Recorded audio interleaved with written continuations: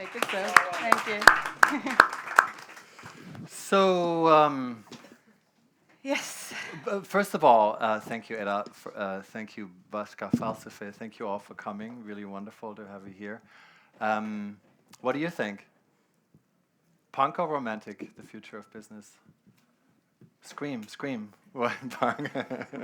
Just to get a quick read of the room. Just scream, scream. Punk, romantic. Who's punk? Romantic, punk. Okay. Anything else? Is there a third? Well, we'll maybe get to that later. Both. Ah. Okay. Yes. I believe being punk is about taking action, and world is facing a lot of crisis at the moment, and I feel like there is not much room to be being super romantic about it. So we need boring people who kind of want to take action for a better world. So I believe the future of business should be punk. What do you think? Well, first of all, thank you that you think that romantic is not boring. That's good because some people think romantic is boring. And I should say, when I talk about romance, I don't mean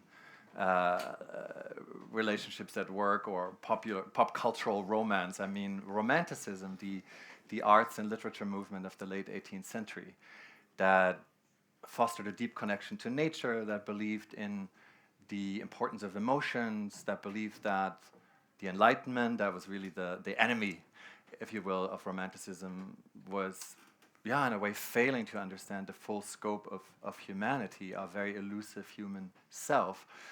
And I believe we need romance now in business and at work because we're facing another disenchantment of the world. This time it's really propelled by the datafication of everything, right? It's the Silicon Valley driven impetus of wanting to measure everything. Famous adage by the management guru Peter Drucker, who said you can only manage what you measure. I think that's total nonsense. I think we're all managing so much more than we can possibly measure. And for me, romance at work, it's often ridiculed. So people think, oh, you're a dreamer, you're a fool, you're romantic. That's not realistic, that's not businesslike, that's not pragmatic. That means shying away from the hard problems. But for me, romance gives us access to our emotions, to a richness of imagination that is more important than ever, especially because we're in a crisis. And we're not in a crisis, I would argue, that we can solve that we cannot solve with the tools that are at our disposal or sort of engineering thinking, right? I think we need imagination. We need almost like we need to come up with a whole new world and need to go deeper. So I think romance is that source. My one big problem with your argument about being romantic being the future is about its measurability, because you are claiming that we don't need to measure how much we proceed right in the right direction. That's what you claim, no? Not entirely, but continue. Yeah, but I mean, you are saying like we should stop measuring everything we do, no? Everything, yes. Yes, yes. So what do you think we should measure in a romantic aspect? I don't think romance necessarily can be measured, but I mean, should we measure some things in business? Yes. But What things? I just don't think we should measure everything. But we should measure our impact. So that's my key point. People today, most like conscious people, are aware that we need to take action, like sustainability action, like social action for the labor rights and everything. But they are not aware like how much a difference they could make. Even they are the most romantic people in the world, and they are trying to do their best. It's a lonely business being romantic or like caring about things in the world. And what is really important that we feel there is a collective action happening. So I sell personal care products, and we always like want our customers to feel proud that they are taking a sustainability action. But sometimes they feel discouraged that, okay, the world is not going to change because I'm just buying this toothpaste over this one. But since we realize this point of view, we start communicating how much collectively we are saving. With our toothpaste tablets, people like, okay, this is how much plastic I'm saving. But we realize that just in 3 months, collectively with our customers, we saved 3 tons of plastic going into landfill. And that was really moving to people. And that is the power of measurement. And I still believe in what Peter Drucker says. You can't manage something that you can't measure. I think we have a big responsibility there. I have yet to find measurements, and I worked in marketing myself, so I also know how easy it is to manipulate all these quantitative frameworks, right? To have some great numbers. They're quite arbitrary when you really look at them. But that being said, of course, numbers are also good, and numbers are also poetic in a way. Numbers are never the whole truth. But I think we have a responsibility as business leaders not to give too much credence to them. I just don't think that numbers necessarily really move people. You know, statistics or other sort of quantified impact numbers, they always earn a reaction like, oh, okay, interesting, okay, that's impressive. But in order to really transform people and how people think, you need to transform how they feel. Mm-hmm. And I think that to me happens through emotional experiences, to some really profound experiences, intimacy in particular, that you experience. That's also, by the way, when it comes to ecological psychology and sustainability, it is so important that we foster a relationship to nature rather than just rationally, logically understanding why that might be bad for future generations. And so that's my problems with numbers, is that whenever people like yourself insist on, well, but we need to measure, otherwise we can't manage, or otherwise maybe it's not objectively valuable, I feel like we're feeding the system. We're feeding this system that has done so much damage, rather than offering us an opening into a new world, a new terrain, and a redefinition of business that, yes, can still have numbers, but that is not such a slave to this imperative of measurability at all costs. I think that's my point. But I wouldn't only think about numbers when we are measuring success. In my early career, I worked for a non-governmental organization, so my job was to define what is measure of success for this organization, because simply we were not in that just to make money. But still, there is a need for a guidance. Like, I want to evade like big picture keyword in such a punk romantic environment, but I mean still like painting a picture to people, like how collectively we could make a difference. I think that's what I mean by measurement, because one of my problems with being romantic in business, I find it quite individualistic. Yes, you could be a romantic person and being nice to a couple of people in a business environment, but it's just not enough. And talking about emotions, still, emotions are only valid when you share with other people.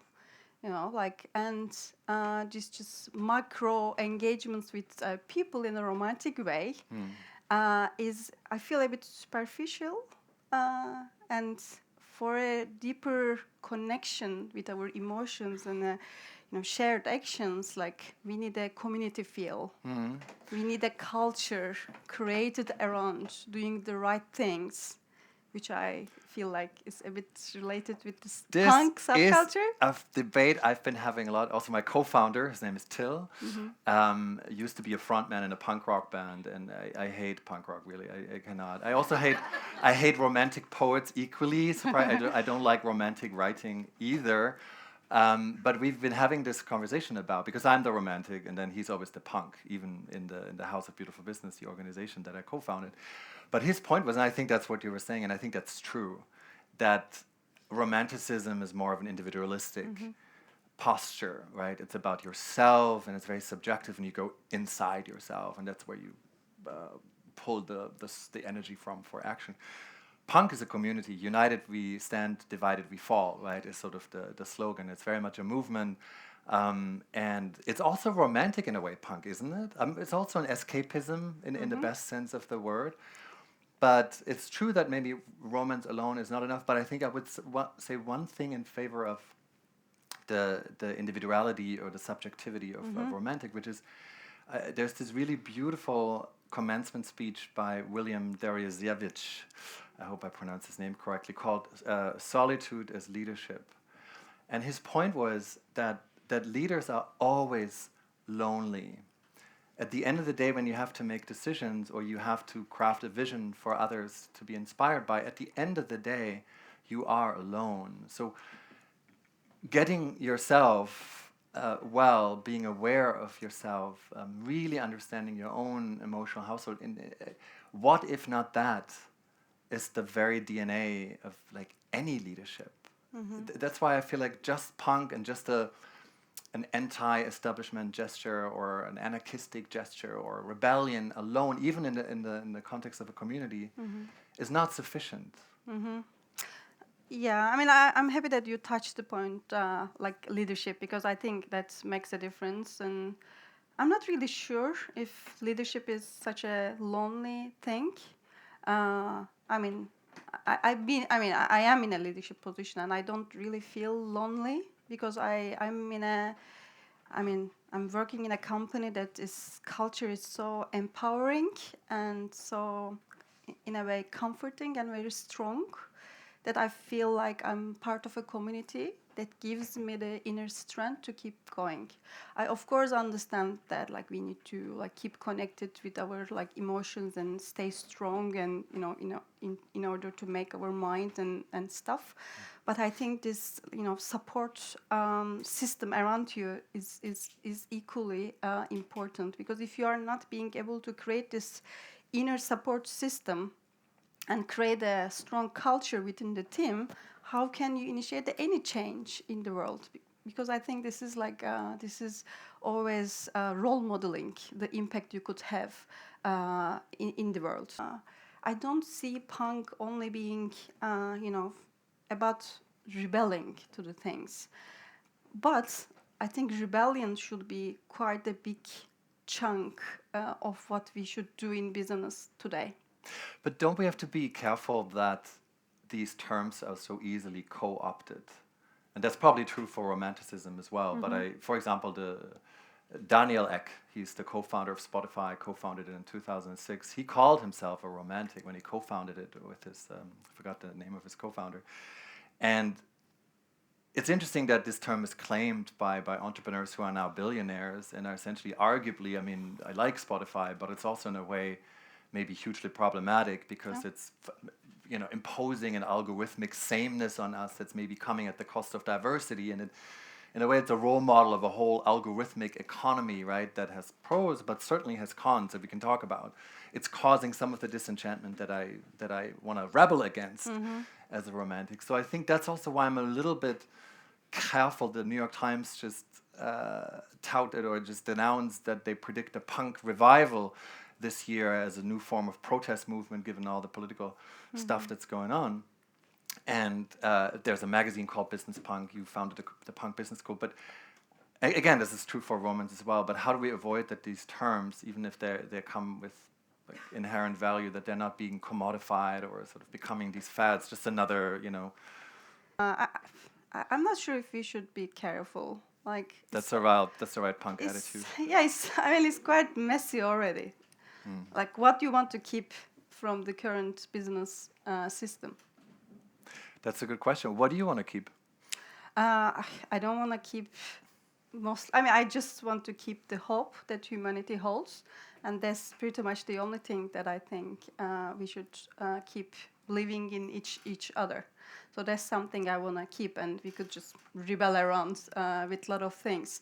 What I found out when I talked to people who worked in so-called purpose-driven organizations, remember purpose was very much a trend like 10 years ago, maybe even more so than today, was that I found it really striking that people who worked for example, let's say Patagonia or organizations with a humanitarian cause, TAKK, which I didn't survey with them, but let's say TAKK as well, that they reported that they often felt really unhappy at work. They said, yeah, we believe in the mission of the organization and it's really important for us, but it just does not translate into the culture. And the culture, in a way, is so monotonous and it's so boring because also there's no danger, there's no excitement, there's no friction. It's so bland that I actually have a hard time getting up in the morning to go to work, even though I wholeheartedly believe in the cause. And I use this example to say, when it comes to a mission of a company, there is this huge disconnect, and many surveys prove that leaders always think, oh my God, our mission is so clear and it's so inspiring, but it's been proven again and again that most employees just do not relate to it. 25% say, well, this is great, but we don't really believe in the mission, or it's not vital for us, we don't feel it in the culture. And I think the lesson to be learned here is not to romanticize Goldman Sachs, but to understand that even the most noble purpose and impact-driven organization will not be able to motivate and inspire and retain its people if it doesn't create a culture that has what I would call romantic elements, mystery, emotional intimacy, by the way, also inconsistency. So not this expectation that you, as you said, have to stick with one persona or one set of values, that you can shapeshift a little bit, because that's also human. Yeah, it means also that you can be sad at times, that you're not expected to be the same person, not the same punk every day, right? You can also be a slightly different person. Maybe you can be a punk one day, the next day you're a cynic, the third day you're a romantic.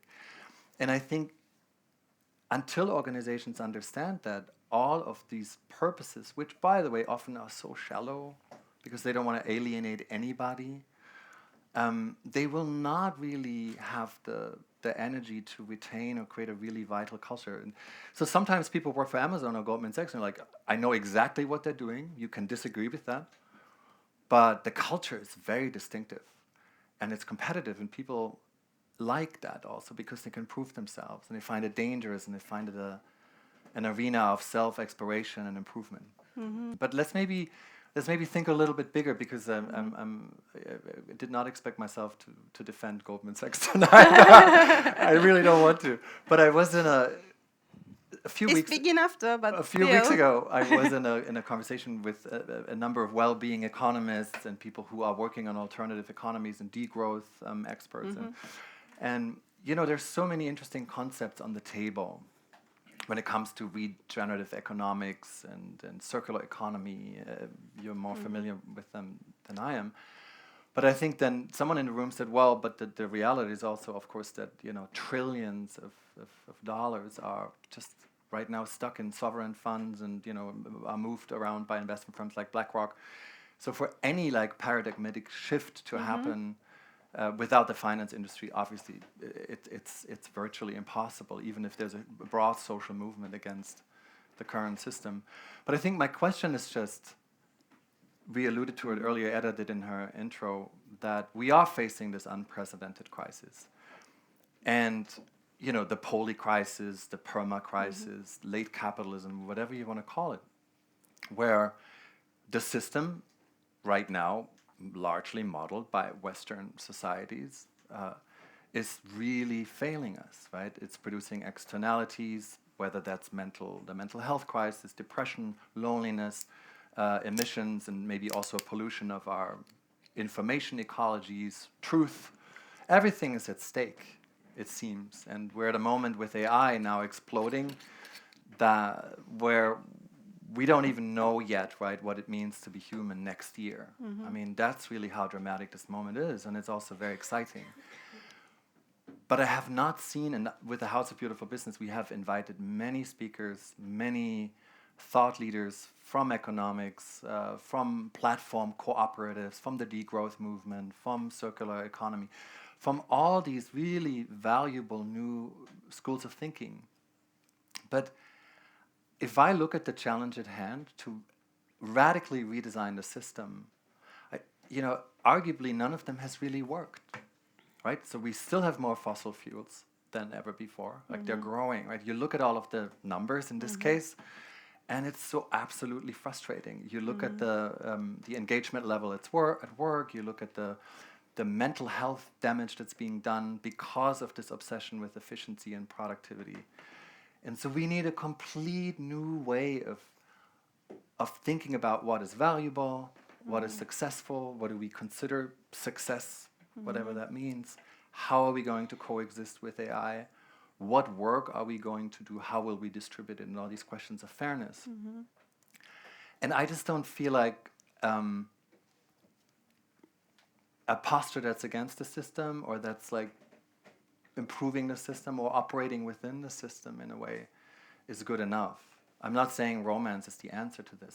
It has the exact same limitations, but at least I find in romance a way of thinking that is so anathema to business that I think it has potential. That's why I like language like beauty and imagination, because I think we need to really radically imagine a new system, a new way of doing business.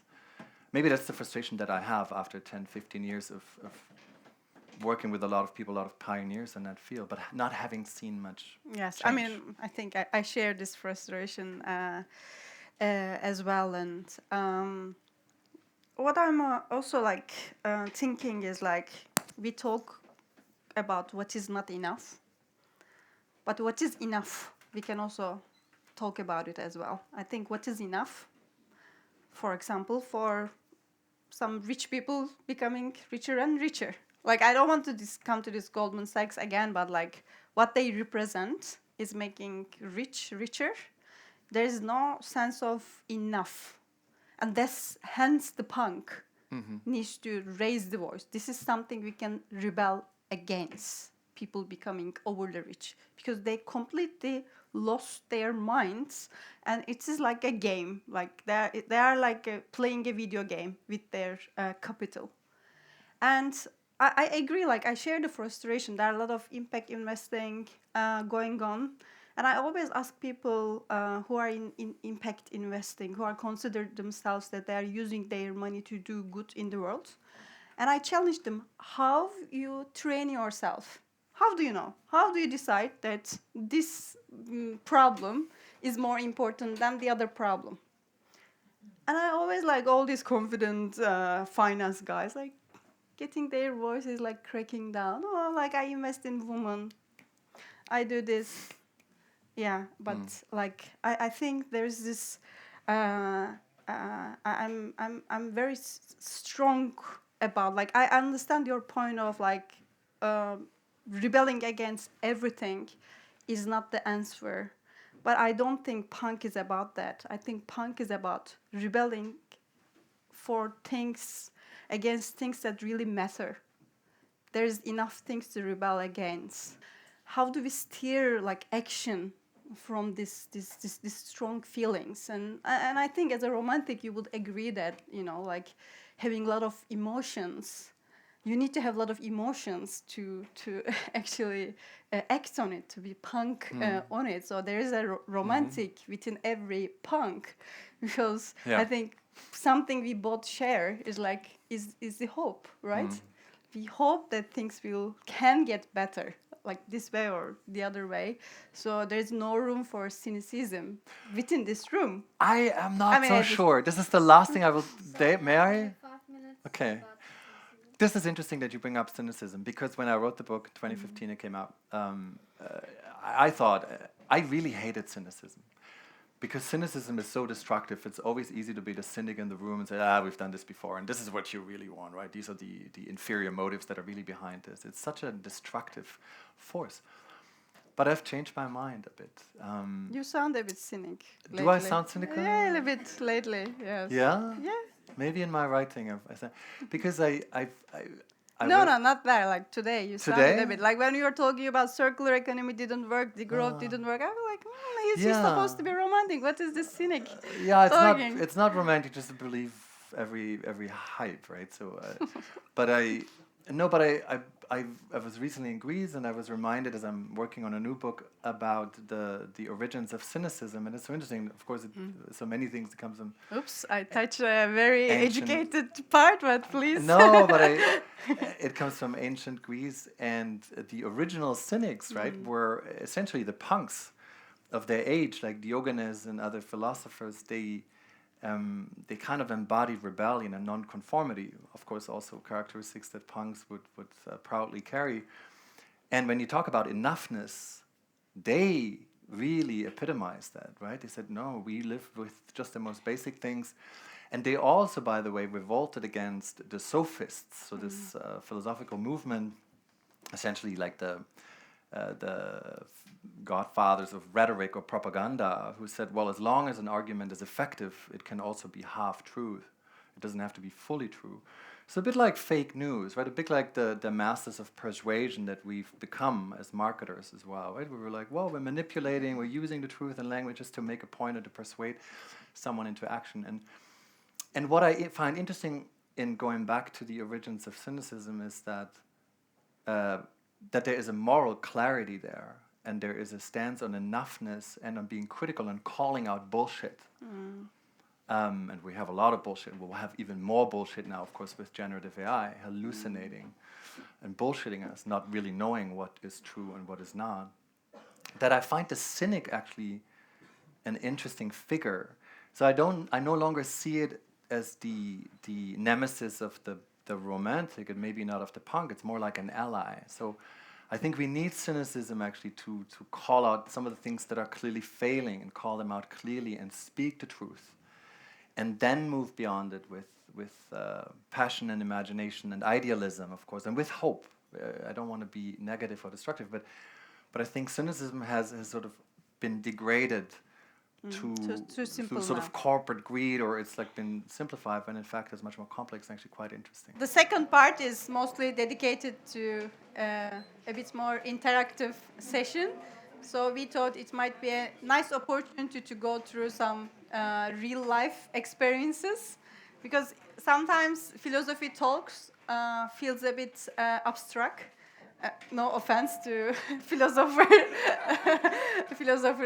within the house, but it might feel abstract, and business is all about like action, competition, excitement and stuff. So I think we could embrace the challenge to test our point of views in real life cases. So please feel free and contribute with your questions.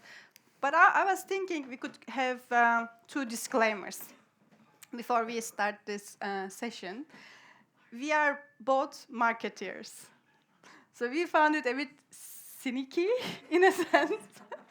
You know, they say, okay, we have other marketers in the house, but they say never trust the marketer. Like we are trained to manipulate people, and we find it a bit interesting. We are no more marketers, really. But once you are a marketer, it's a bit hard to take away. So how much do you think we are faking the romance and punk, and how much we truly feel it? Are we This is fraud? a question for the audience? No, I mean, they already know the answer, that it's a little bit fraud element in it, I think. But to ourselves, like, are we fraud? Yeah, well, we talked about this over dinner earlier. I believe in order to make a point or inspire, you have to be an exaggeration artist in a way, right? So everything is a little bit bigger, I think, on the business stage or when you're in this world of ideas. So I think that's to some degree legitimate, but I don't think you cannot not manipulate. Like in the same way you cannot not communicate, Paul Václavic's famous quote.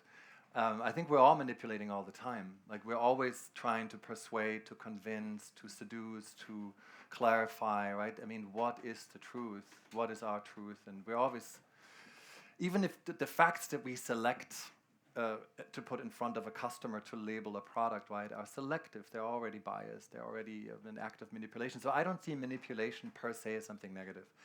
I think that it's just an act of persuasion. Of course, there are ethical constraints and transparency comes into play. And of course, we don't want to, ideally, I think there's an understanding that on the other side, maybe that you are open to being manipulated or to being convinced or to being seduced. But I think it's very hard to draw a line. So are we fraud? Are we faking it? To some degree, we're faking it, right? Because we're also performing and we're, in our case, maybe enhancing some of the frictions. But it's also good then, hopefully, for the sake of a debate, or hopefully coming to a third place or an insight. Yeah. Yeah, and I also like feel like I always question myself, like how much it pressures me, like always try to do kind of the right thing and stuff, but I don't like fake it until you make it approach. But also, I think there's power in this kind of moments, where you're given the stage to elaborate your thinking. Then it gives you like back inner courage that you need to keep moving, because in this world it's also challenging to be a romantic, to be a punk, but I mean, how do we keep going? Is just, I think we manipulate ourselves more than we manipulate others in a way. Maybe. and Maybe. and I also have our business partners and our lawyers from TAKK in the house. So, like I think this is a good sign for me that this is kind of the reality. That's what we are trying to build. Is kind of real, and it could happen. Yeah, but marketers have this. I used to be a marketer at a design firm and in a corporate context, and I really loved it. I mean, I loved the idea because I loved the storytelling about it. I felt like I'm telling these stories and creating these stories, and they are so powerful. I mean, that's what you're doing with TAKK, right? Is at the essence is a powerful brand. It's an idea of business that people buy into. Of course, the products themselves, but it's a philosophy they buy into. And the same is true for the House of Beautiful Business and the community that we're building. It's the idea of beautiful business, that you can do business beautifully. And of course, you have to exaggerate that, and you have to do it again and again. But the stories that brands are telling us, to date, are so impactful in terms of how we live, the values that we adopt and espouse.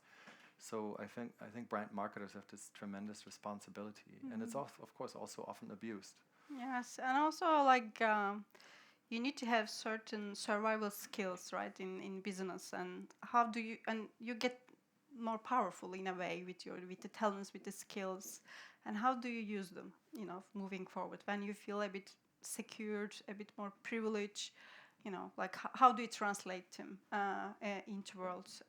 I think that's also something that we could all consider. And obviously from punk point of view, like I hope that is going to be translated into action. One of the interesting things about the punk spirit is one level of change in organizations is always the middle management, right? It's people who are sandwiched in between the top executives and then maybe more junior members of a team. They have to manage up and manage down. They're kind of afraid that they might lose their status towards their bosses, but also their teams, right? They're really in the sandwich level, but they have tremendous power. So often in organizations, it's not necessarily the title, right, or the status that gives you power, but it's the access you have to other members in your network. And people in middle management are often very connected. And many of them are intrapreneurs, right? So are change makers who have an entrepreneurial spirit. They want to change things. They're still within an organization because they thrive there and they believe in it, but they also feel frustrated and they want to change things. And I think that's a powerful tool of change, actually. So not just from the philosophical level and the economic level, or rebelling from the bottom up, but actually the change that middle managers can make every day and empowering them. There is an organization called the League of Intrapreneurs that is working with or is equipping intrapreneurs to use their power and be more aware of their power.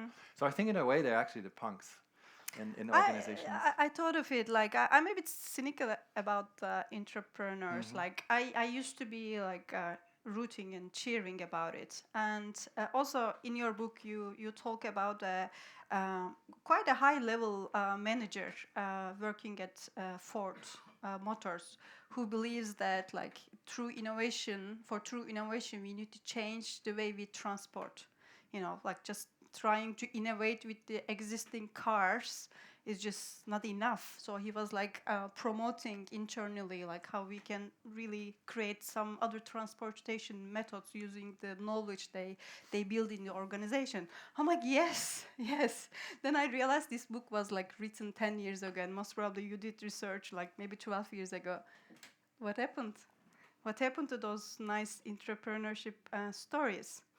I still believe in the power of it. Like I encourage all the corporate people in this be the punks in the organization, which I still feel like there is a momentum to it, but thinking that it's enough again, the concept of enough, I think that's kind of problematical. But I believe what works with entrepreneurship is an excellent, safe way to train your ideas. What if, this organization turned to this? What if we start doing this? I think it's a wonderful practice while this company paying you and using you to look nice to other people and use you as a marketing object.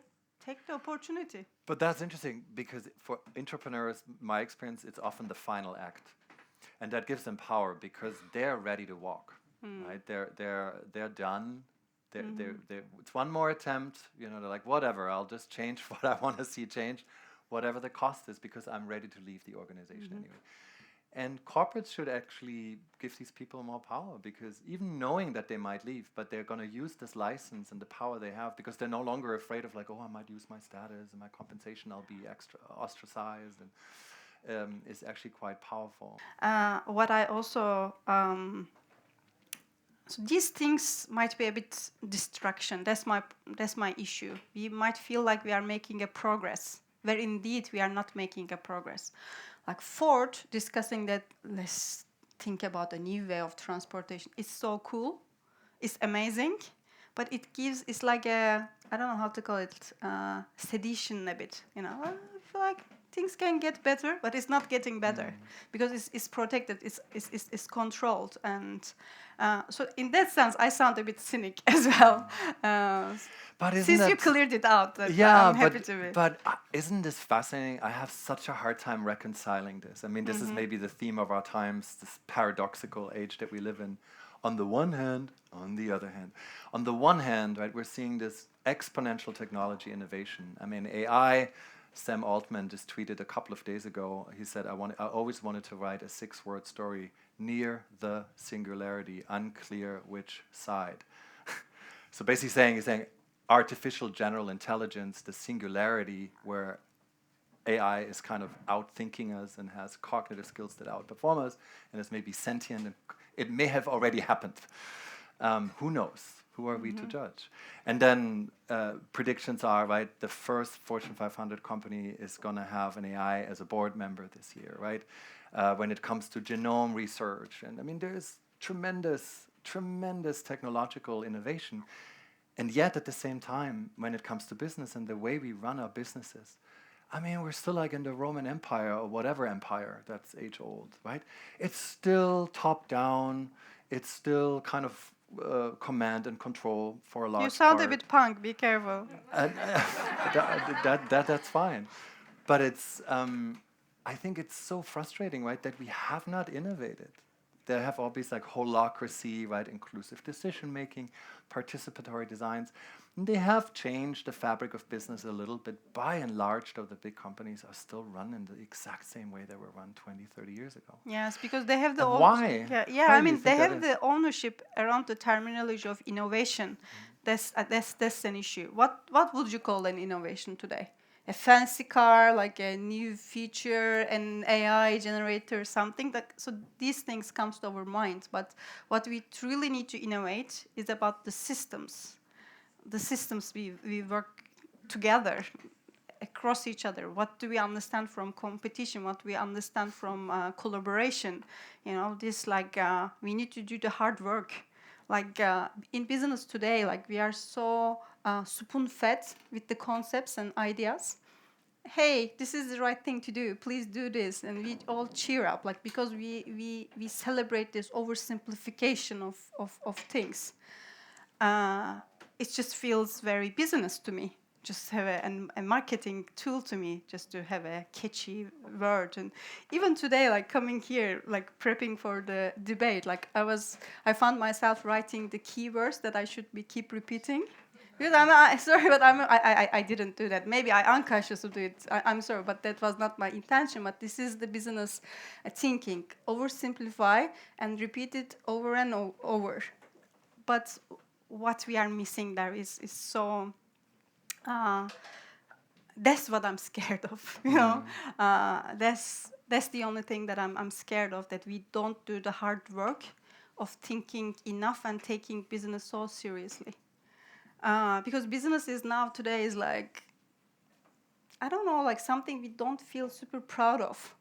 Like I so appreciate you put us in this like thought journey, because like I felt as a business person quite honored that you called us as business thinkers. But I never thought of myself as a business thinker, because in business we are like, We're not thinking. yes, yes, yes. And I'm so happy that this was appreciated. And I'm like, I wanna, like, as a punk, of course, I wanna overdo it, and I wanna, you know, like have fun around it. And Business is so fascinating. I mean, one of the things, my background is in the humanities. I didn't study business, and then I sort of ended up in business. But I find business really, really interesting, because isn't it the ultimate adventure? It's like the one remaining social arena where we meet people who are not like us, where we can challenge ourselves, where we can create something, where we can collaborate in a beautiful, humane way at the very best, where we can experience flow and peak emotion. So it's just this powerful vehicle. yes, we can make business cool again. Like. Yes. Thanks for the conversation. Like I need more context, honestly. So sorry for turning back to zero, but like, what do you mean by being punk, like in a business? And like, yeah, okay, like you can say like, I wrote a book, please read it. But like, yeah, it might be difficult to, you know, like just to summarize a bit. But like to contribute and to understand better, like we need to hear more about like. I have to do a bit promotion of my company at this point, because punk, when I say punk, is about people who are taking action. So I used to work in a corporate company, and I have my colleagues from here. I think I was pretty not too bad at my career. Yeah, I was very good. But I have my mentor here as well. So what is a like? What would a romantic do? I was leading a team, and I was making their life quite better, I think, compared to any other manager.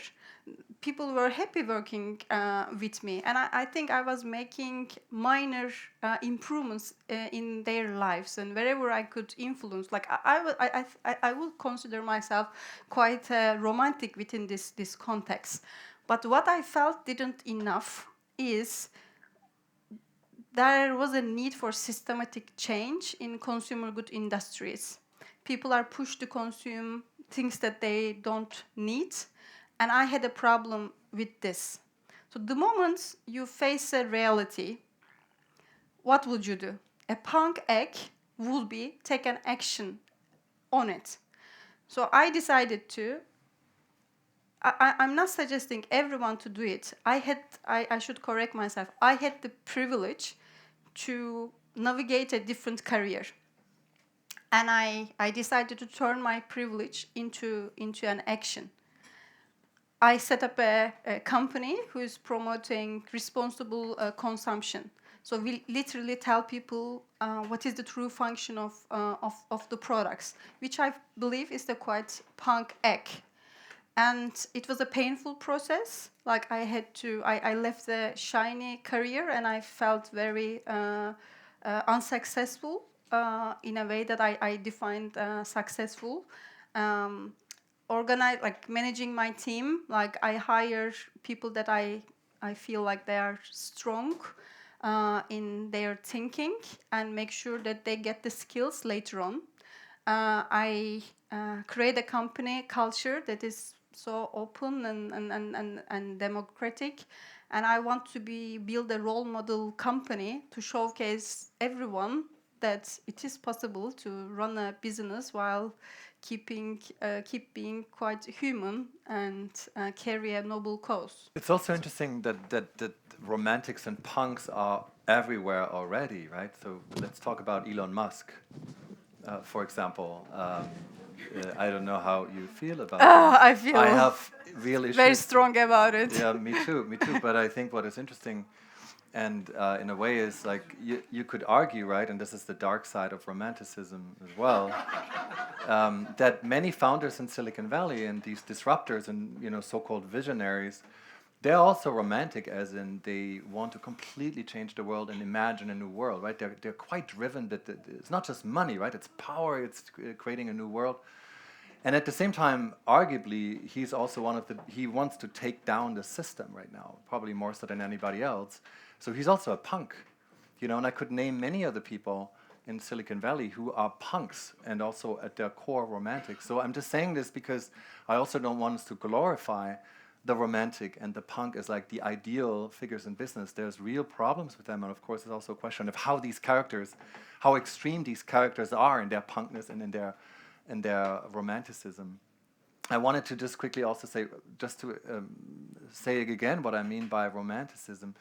It's based on this movement in the 18th century that was a response to the Enlightenment. The Enlightenment put a lot of emphasis on scientific rationality and believed there was an objective truth that is empirically, scientifically proven. And Romantics said, no, we need an irrational dimension, a mystical, spiritual dimension as well. And I find that interesting because the data supremacy that's been propagated by Silicon Valley has gotten us to a similar point where I feel need a new re-enchantment.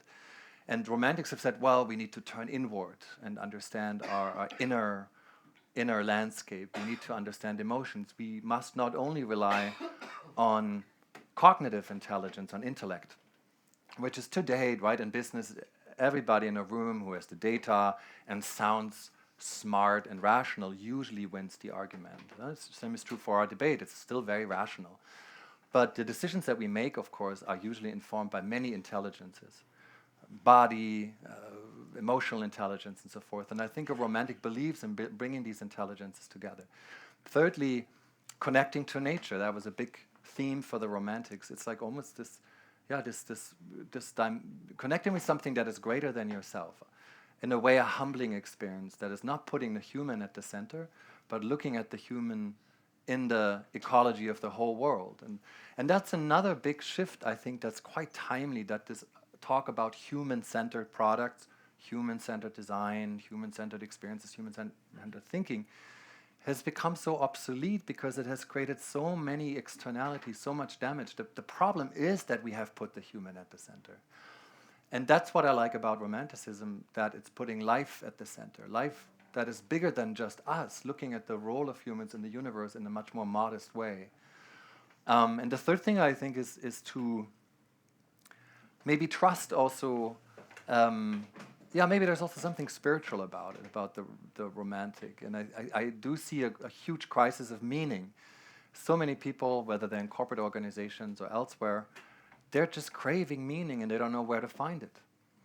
Some turn to religion, organized religion, some turn to other sources, some are turning to psychedelics, some are going on retreats or meditation. Everybody has their way to find it, but overall there's a huge crisis. And finding spirituality and reinserting that in the world of work, where we spend still 85% of our waking hours at work, seems like the right thing to do, because otherwise we're living in this super narrow slice of life that management has imposed on us, which is absolutely not representative of this richness of life around us. So I think those are some of the aspects of Romanticism that I find quite timely and that I feel like we should apply to work going forward. I mean, we work a lot with CEOs, with CEOs in our community, and they're also searching. They're I think also stuck in the system. So I think when you talk about anarchy or system change, the question is whether punks will actually choose to stay within the system, right? I mean, the true anarchy would not be to operate within the system, but to overthrow that system, because the system of capitalism, the way it presents itself now, is one of structural violence, right? It's actually a violent system. It's fracking human resources, our attention, our devotion, our time, our purpose, our commitment, and it's doing it to create products that we mostly don't need. Speaking of enough, I mean, I'm simplifying it, but the system is so fundamentally flawed. So what can we do about it? Right? I think Pinar and I have chosen to write about it, write against it, write inside of it, create maybe like little islands of resistance, right? And maybe inspire a few people to take action or find pockets of meaning there, little pockets of resistance. That's our way of doing it. It's not maybe the only way, the right way even. You know, other people are creating entire different economies or completely dropped out and show us a very different lifestyle.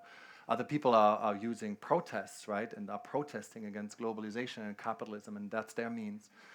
So I don't know what's right. I don't know what is the most effective way to do it. I'm not sure it is an evolution, which is probably more what we're doing, or whether it is a revolution. But I think right now it's clearly very, very broken. And, you know, the reason why the CEO then, or this company fires 8,000 people is, of course, because they have quarterly earnings. If it's a publicly listed company, they have the pressures of the market, right? The pressures are being passed on, the systemic pressures, to the next decision maker. And there's no way out until you leave the system. And this is not maybe a satisfying answer, right? But I think the only thing that I find meaningful is to then bring other language into business, almost like a Trojan horse, to bring other practices in there, and then help maybe the managers in business, the people in business, to feel better and see maybe there is an opportunity for change. But it doesn't mean, right, that, as you pointed out, that we're seeing these, like in the modern book, cynical and, you know, and cruel acts. You know, and I don't know what you, Pinar. We are also for-profit companies, right? I'm also a CEO of a for-profit company. I also have investors, and you know, if the question is, do I save the business or do I have to let go 10 people? I will probably choose to let go people and downsize the team as well. You know, that's also true. So romance doesn't mean that we can always be, you know, there's this one absolute ethical position that we can cling to. It is complicated, but I think the least we can do is go into this messiness and maybe just try to, change it.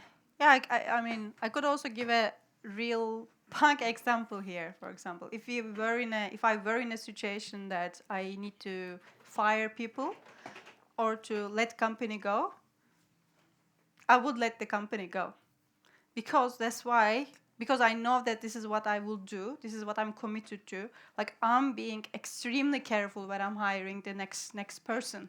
I just don't get excited, oh, now we have the cash in the next 3 months, let's have some interns around to give us copies. That's not the mindset. So that's what I'm like, we could be, you know, when you say of course, why of course? But Pinar, you also independently funded, right? So it's a difference. So you're privately funded. It's your own money. You control the fate of the company. But for many startups with venture capital investment, and that's the only route to success, they are dependent on their investors. We are also depending on our investors. And sometimes investors even force you to hire. You know, they say, well, we've given you 3 million. Well, please invest it in talent. Like, you cannot sit in the bank. So I think it's a little bit different. If you have the fortune to like self-fund and you have complete control of the company, I mean, that's amazing. We work with a client, a mid-sized software consultancy. It's owned by the partners. They're saying, well, we decide every year whether we want to grow by 5% or 20% or not grow at all and still be happy and pay everybody a nice dividend and make sure we have a great workplace culture.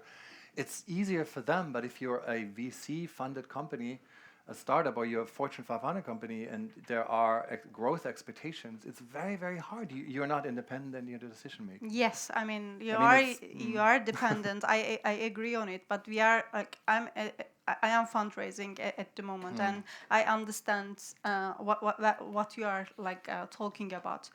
But when I talk about enough, that's what I mean. You know, like, if you have the luxury, you could make these choices. So that's why the notion of enough should be discussed more.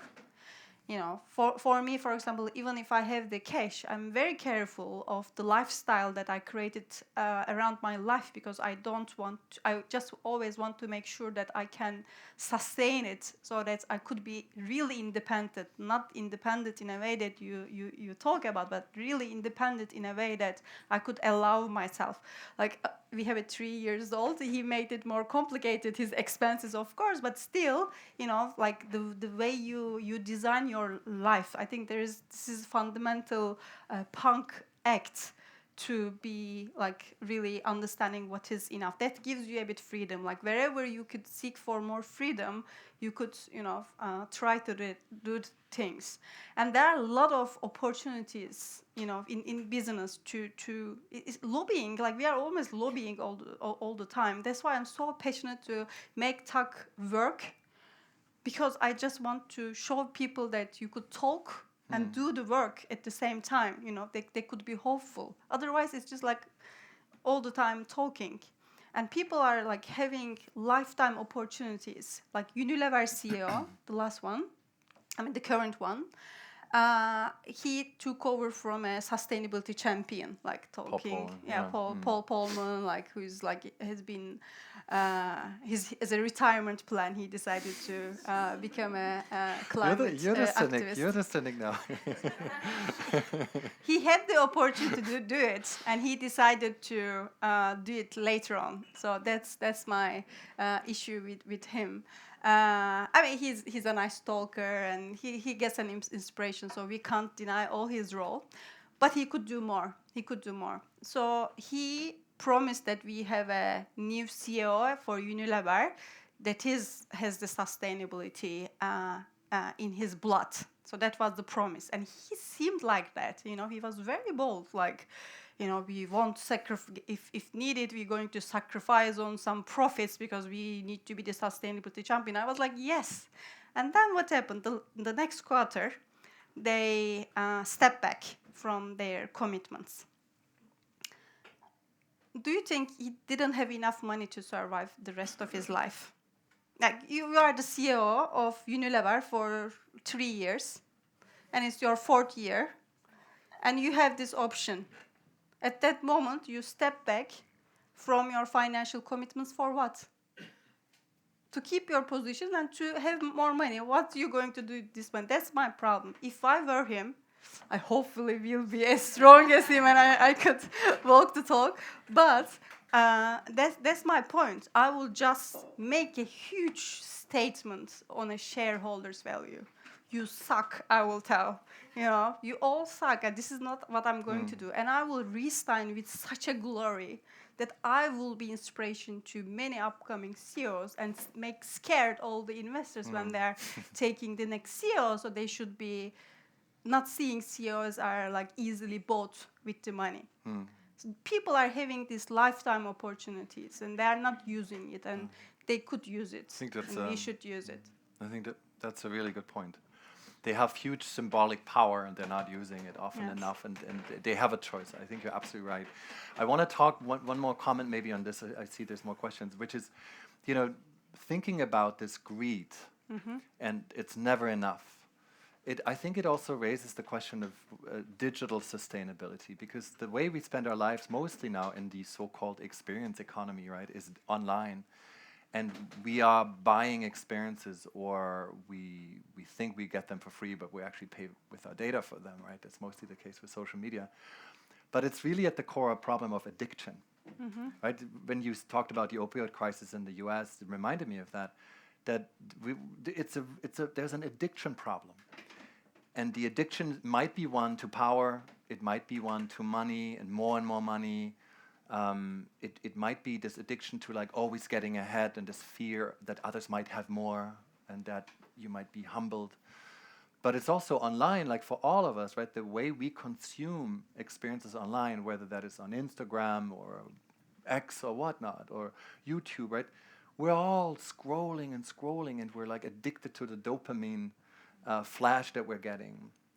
And speaking of manipulation, right, of course, these companies have developed very smart technologies of persuasion to lock us into this trap and to keep us there and to reward us for it. I mean, we're like lemmings.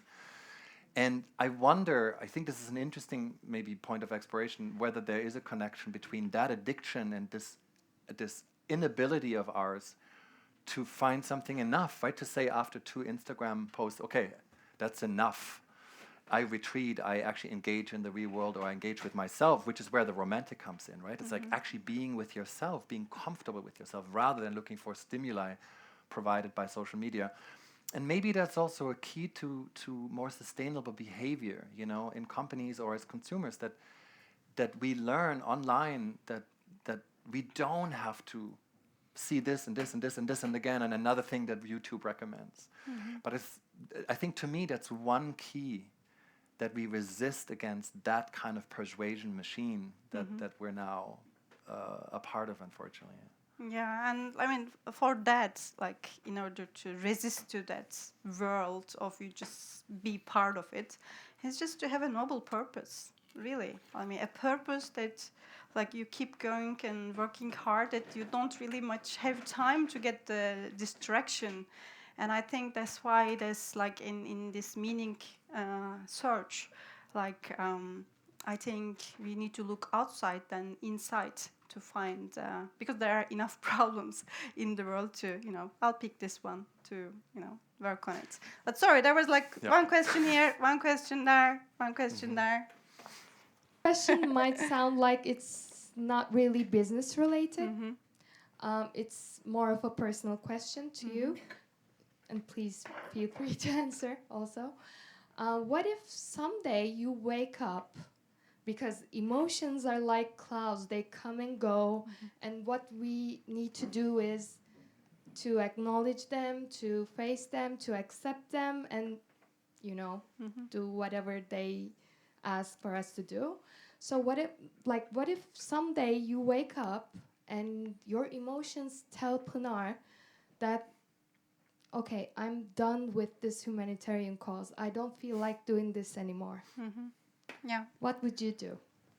I mean, it's not a hypothetical question to me. Like It's not a trick question. No, I mean, like, I wake up a lot of days with this question. That's what I meant. Like, You're a human being. yes, like, I mean, dedicating almost yourself to a cause that is not necessarily appreciated by millions of people. Please all subscribe to TAKK, guys.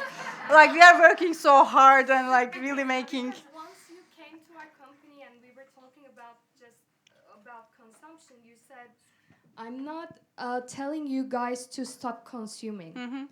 Just be more mindful and go buy things that you need or you really want. Yes. So that's why I'm asking this question. Yes. Sorry for the interruption. No, like, but like I wake up with these questions on so many days and occasions, that why I'm doing what I'm doing, because it's so hard. That's why I'm saying, you know, like, working for a startup that you don't know what future holds, or people even care what you care about them, or people, you know, trust themselves as you trust them.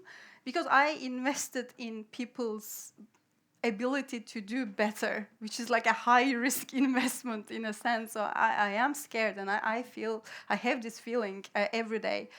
And like, just before Christmas, like, I was in the office, I was so sick, and but I needed a, you know, like, I thought I had to take the calls that day. And I just put the key into my office, which, like, I'm more of a, you know, a snuff word, like a tradesman, like a small tradesman. So I have this snuff attitude, like, every day you should open the shop, kind of. So every day I go there, I open the shop with the key, and I was like putting my key, and I'm like, what the hell I'm doing? Like, you seriously, I'm sick, and this is not super critical, but I still, like, feel responsible to do this. Like, why I'm doing this? Like, I really question. And we had a team meeting, and I asked this question, guys, like, I have this hesitation. What do you think? And they were like, am I crazy, or I'm just a great person? Like, which one I am? Like, tell me. And they said, most probably something in between, Pınar. Which I completely agree. Like, being punk and super driven with a cause requires a bit of insanity. I think it's a question about purpose and passion. Like, passion without purpose is dangerous. Purpose without passion is nothing. nothing. So if I wake up and there's no fire, and I don't feel like this purpose makes me feel alive, then I'm great that I know it, and I will stop doing it. You know, I think that's really important. So I would never just follow a purpose because it's a purpose. If I don't burn for it, I don't think it serves anybody, and I think I would waste my life, really.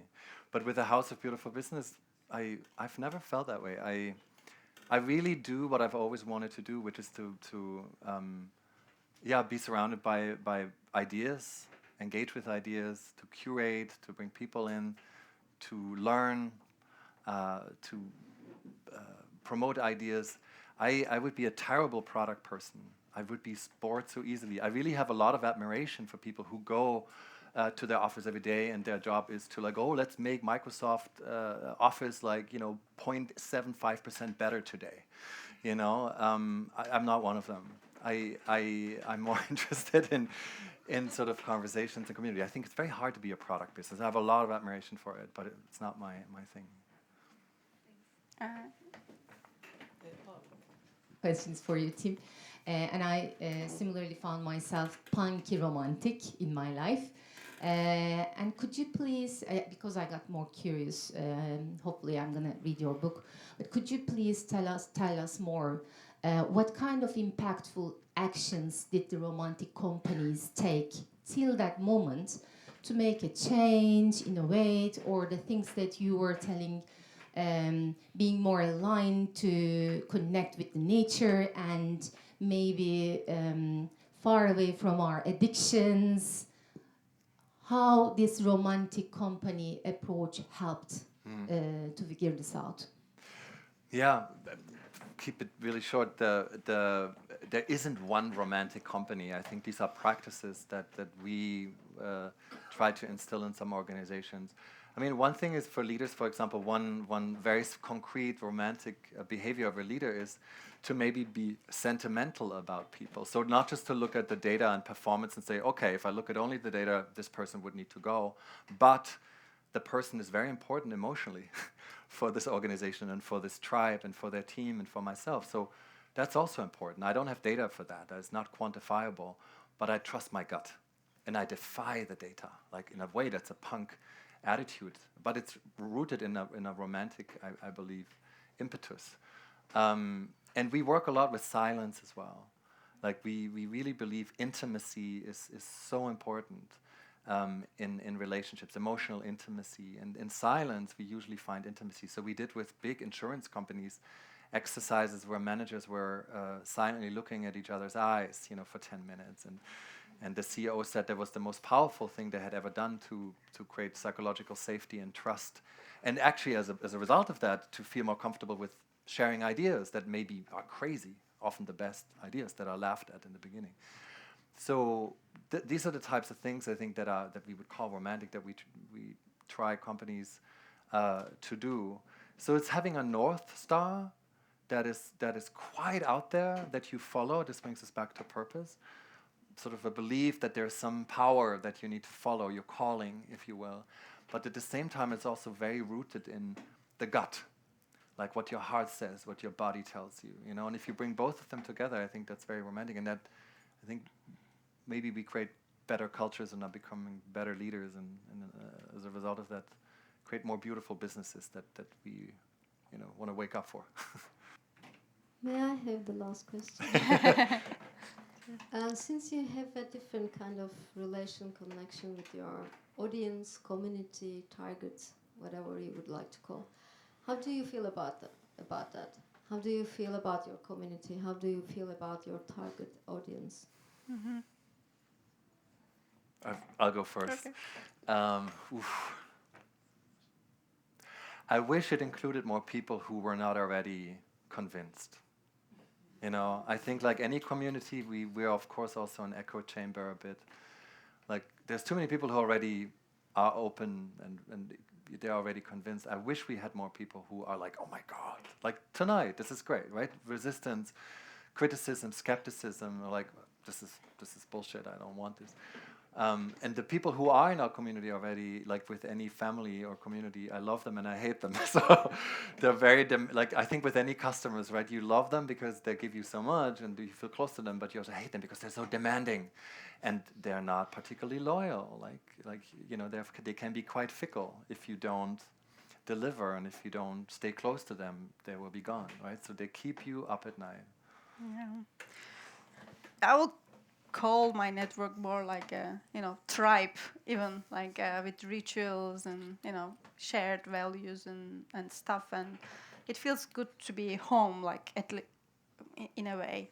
So this is the light side. And on the dark side, I think sometimes as a tribe, we seem more like unapproachable and too idealistic, Oh, I eat meat, so I can't talk to them kind of vibe, which is like, I think, requires a bit of romanticism to, to open yourself up and allowing more people to, join the tribe and share the values. But how you balance, between being this dedicated and lobbying for what you believe in versus allowing more people to join the tribe. But what I would encourage, like everyone, is like we both have a thing for business. We love business, and it is about action. I mean, take the action wherever you can. It doesn't need to be perfect. When you see somebody trying, help them. When you see somebody very passionate, like take the time. Like we do all have this time. Like let's support each other. I think like just being in this room is already you. I mean, you have it in you. Just take the opportunity. There are a lot of opportunities to do better and better every day. Today you do this, tomorrow you do something else. I have my mentor here for like, I don't know, more than 20 years. And it's not like a simple business transaction. We were very romantic, like sharing a lot of emotions and how we feel about it. And yet today we still support each other's companies. Business is not about sins. It can be done beautifully. So let's do it beautifully together. Thank you so much. Thanks so much for a wonderful debate. Thank you. Thank you. And thank you. Yes, and thank you.